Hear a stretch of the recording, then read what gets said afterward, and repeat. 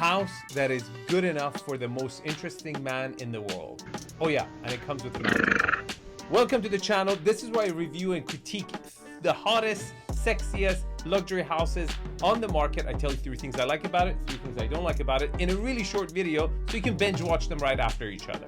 But first, the content of this video is purely my personal opinion. It's for educational entertainment purposes. If you have questions, you can contact the listing agents right here and ask them all your questions. In today's episode, we're going to review 1851 North Stanley Avenue, 6-bedroom, 10-bath, 13,000 square foot, listed for a whopping $38 million in Hollywood Hills, and it sits on about half an acre. Okay, number 3, twin views. Look, this is as good as a city view gets. You got downtown LA view, and then you got Century City view. You have 2 focal points.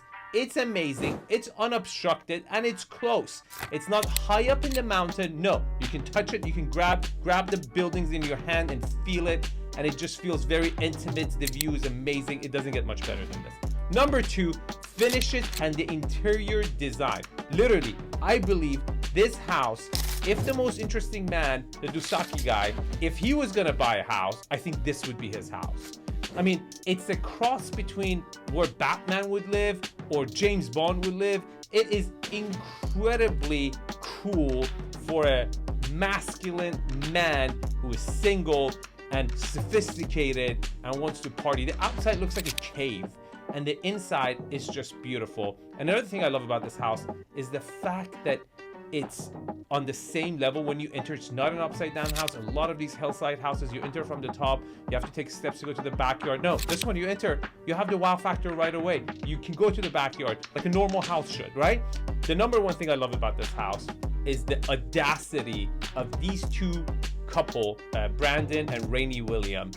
They went completely against the grain, created something that would do the landscape justice. They just didn't go by, build another cookie cutter house, right? They just went out and tried something really, really difficult, and I salute them for that. And I actually think they differentiated themselves from all the competition. There's not a modern house like this in Los Angeles, and for that extra edge, I think it has the highest chance of actually selling, not at the current asking price, but the highest chance of selling because it's so differentiated than all the other houses that are on the market. Okay, 3 things I don't like about this property. Arvin, before you get into that, can you tell me what ZipSmart has to say about this property?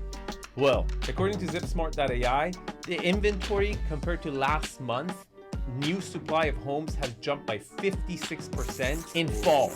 This doesn't happen, and this is a really, really serious issue and a concern for Hollywood Hills, because Hollywood Hills has a lot of shadow inventory, 16% to be exact.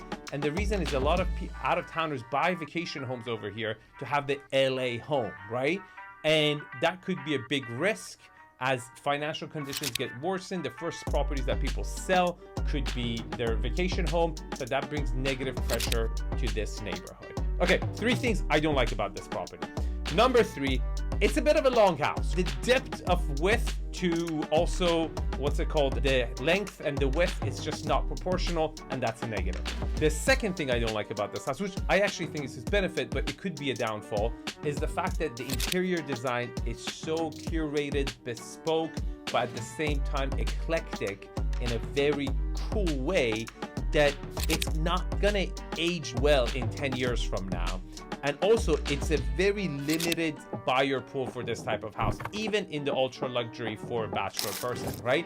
So it's a very, very niche product, but for that 1-2 buyers that might come active every year, it's the perfect home because it also comes with a mountain lion. The number 1 thing I don't like about this house is that it's a very expensive house for the neighborhood. Now, recently there was another property I just reviewed, put it at the end of the video, that was listed for $78 million. It's not that high, right? But still, most homes in Hollywood Hill are not $38 million. They tend to range between $5 to $10 million. It's going to be hard to comp. This is perhaps, the A house in the C neighborhood. Okay, now, I don't think it's worth $38 million. If you want to know how much I would pay for it based on my experience, you can contact me right here. And if you like this video, also like and subscribe and watch one of these videos. Thank you for watching, and I'll see you in the next one.